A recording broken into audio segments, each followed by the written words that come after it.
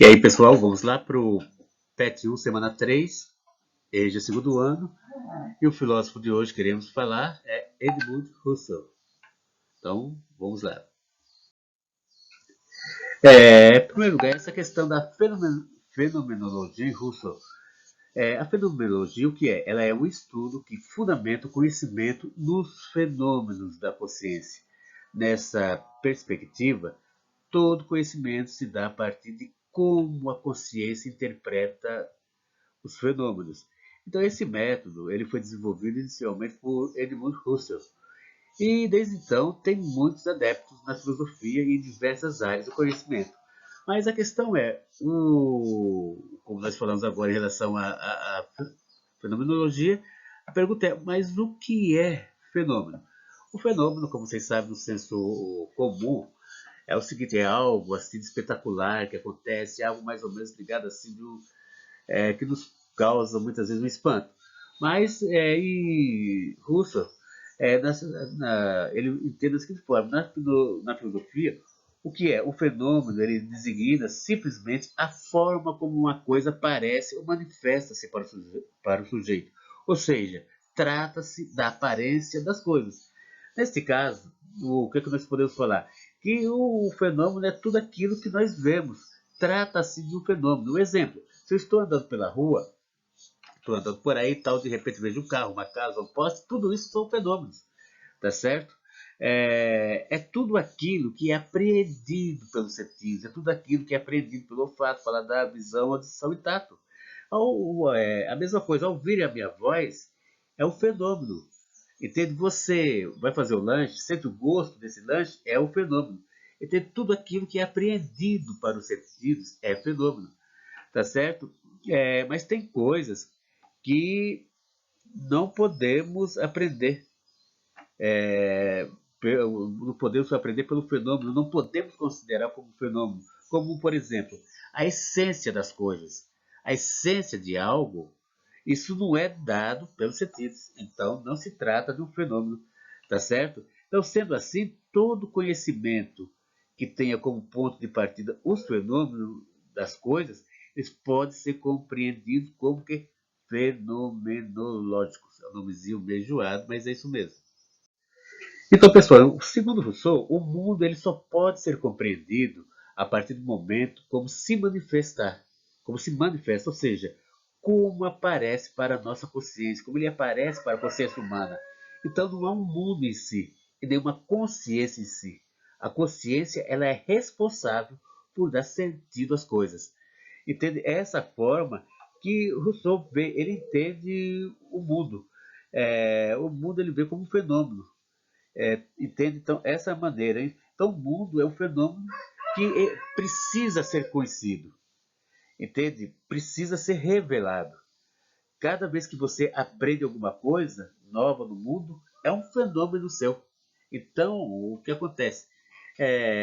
As coisas têm que ser descobertas, têm que ser entendidas, você tem que compreender a questão do fenômeno, porque quanto mais fenômenos você conhecer, mais aprendizado você terá. Entende? Então, mais é alguma coisa nova que você vai estar compreendendo, que você vai estar entendendo, tá certo? Outra questão que ele fala aqui é consciências, sempre consciência de algo, tá certo? Então, não colocamos a consciência como algo vazio. Consciência é consciência de algo. Então, nesse momento, você pode estar, um exemplo aqui, ouvindo a aula, e você possui uma consciência em relação a essa aula. Tá certo? Você nunca tem a consciência do vazio em algo que não existe, em algo que não seja concreto, tá certo? Essa consciência vista por Rousseau é como uma consciência que é, vou falar assim, que é flexível, ou seja, ela não é dura, ela, por quê? Porque ela é mutável. Ela sendo mutável, ela se adapta quando você toma consciência de uma coisa boa ou coisa ruim. Você se adapta a essa consciência ao momento. Um exemplo, você recebe uma notícia boa, entende? Então, você recebeu uma notícia boa, essa consciência sua ela vai se adaptar a essa notícia, ela vai compreender essa notícia boa, esse momento bom.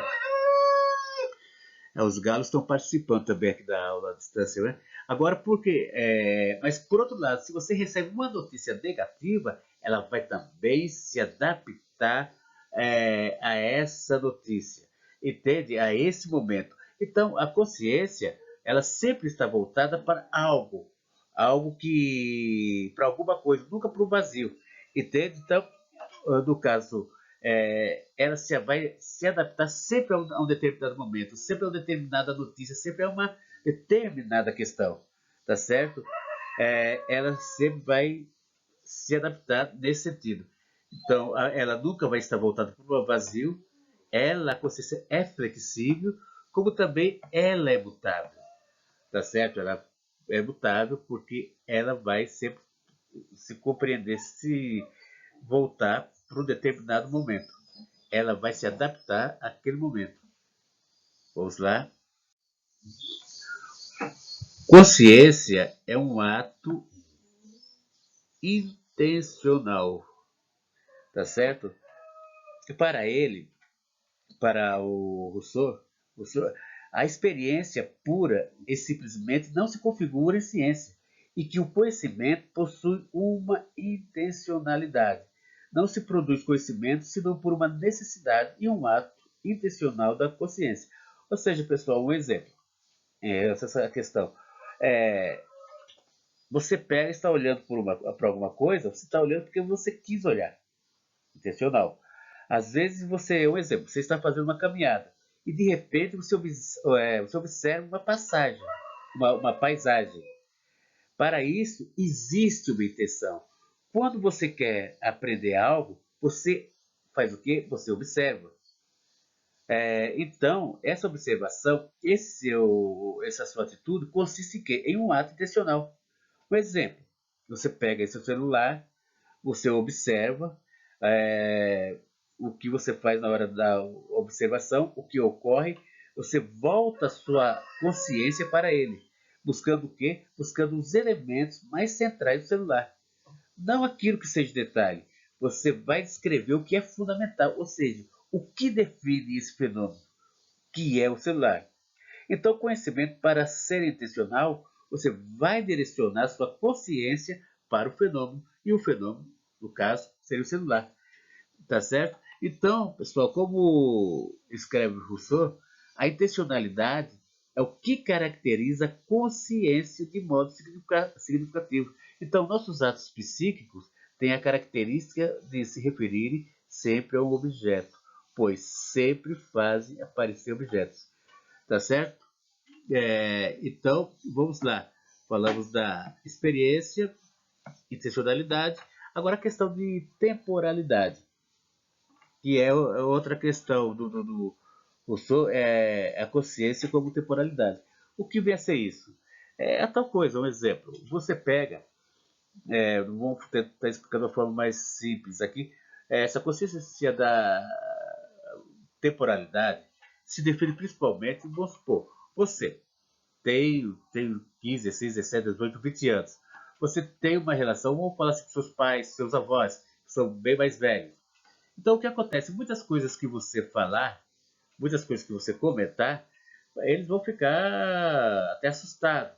Porque muitas coisas eles não vão ver lógica, não vão ver sentido do que você está falando.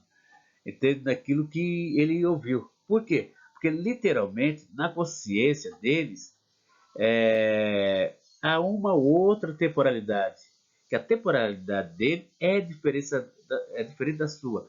Ou seja, cada tempo tem um tipo de consciência. A consciência não está parada no tempo. Ela é, vou falar assim, ela é mutável. Ela se adapta com o tempo. Entende? A temporalidade é uma questão que a gente costuma falar, no caso penso, ela está voltada para o espírito do tempo. Porque cada tempo, se a gente for analisar, ele tem seu espírito, ele tem sua essência, ele tem sua consciência. Então, nesse caso aqui, essa temporalidade, essa consciência de temporalidade proposta, colocada por Rousseau, é justamente isso. Cada época tem a sua consciência. Cada época tem a consciência, tem o seu espírito. Tá certo? É a questão do espírito do tempo.